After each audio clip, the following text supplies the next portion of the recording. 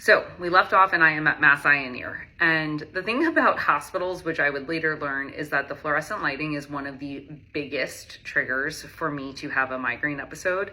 And I don't know what it is, but they are like the perfect scenario for me to feel unwell. And so I go to the ER and they took such great care of me. I had like amazing nurses, really, really nice doctors. And when I'm finally seen, I'm sitting in a room and they shine like the bright lights in your eyes to see what's up. And in the amount of time, maybe like the 30 minutes that I'm sitting in that room and the doctor is evaluating me, the lights above me are being turned on and off. And that's mainly because like when they're doing an ocular test or they're checking behind your eyes, they turn the lights in the room off, then they turn them back on. And this motion of like turning them on and off just begins to set off this chain of events within me that makes me feel like I am just not going to be okay. And as I'm talking to the doctor, basically I can feel my entire left side just begin to droop. I feel my left eyelid just start to go down, the left side of my face weakens, my arm becomes really heavy, and I have difficulty moving like my arm and my leg. And at this point, I can see real fear, and it's not because I can experience it. Like I've basically shut off my ability to feel things. I can see the doctor's real fear. And he's looking at me and he's like, okay, you're going to stay here. I'm going to go get someone else. I'm going to be back. Do not move. Don't panic. And I'm like, okay, I am here by myself. I don't have anywhere to go. This is what we're going to do. So he brings his colleague back and they are like, great, you are presenting the signs of what we would term a hemiplegic migraine. Now, to be formally diagnosed with a hemiplegic migraine, you need to have 2 occurrences of weakness in one of your hemispheres. In my case, I only had 1. This was the first presentation of it, but they said, we think you're experiencing a hemiplegic migraine.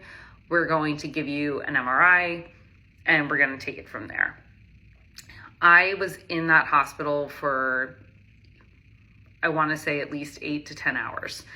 They did an MRI, everything looked clear. They gave me, it might have been Toradol, it might have been something else, but they gave me a medication. They basically were like, you are in the throes of a migraine episode, go home. So I go home, I lay in bed, and I truly feel like my entire body has been lit on fire.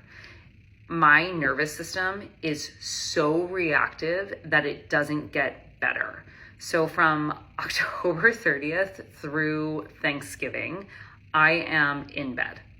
I think I made it to school like 2 days, maybe.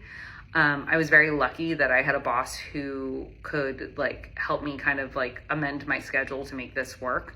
But I did not move. From the time that I got home from the hospital, I experienced the worst physical pain I think I've ever been in. My brain felt like somebody had set it on fire. I immediately got the headache symptoms, I could hear my blood in my body. I had such high supersonic hearing that there was a girl wearing flip-flops 6 floors below me walking down Newberry Street, and I could hear her from 3 blocks away. I could not stand for long periods of time. I couldn't even take a shower without sitting down. I basically had to crawl from place to place because my physical body would not allow me to stand up and do things. And the worst part about this is that nothing helped. Not Excedrin migraine, not any of the different medications that were prescribed from the hospital. And when I was at the hospital, they did an entire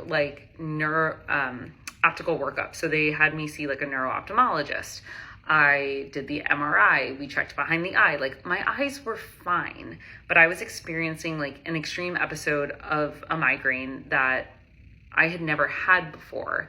And it was horrible to be in bed and be in that much pain for that long was almost unbearable. And I just remember so many moments of laying there and being so afraid that I actually couldn't cry because I didn't know how to get out of this.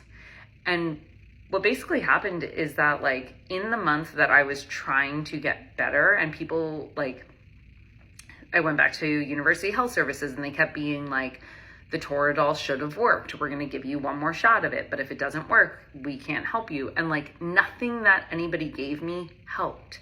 I wasn't getting better. And when your nervous system is that exacerbated for that long, it's not a positive experience. I started having incredibly high episodes of anxiety. I started having incredibly high episodes of paranoia. I was super hypervigilant and I became unable to go outside without the dulling of all of my senses. And that would look like me needing to wear earplugs, a wool hat over my ears, headphones on top of that, a baseball cap and sunglasses just to get down the block to go get a different type of medication. It was unbearable.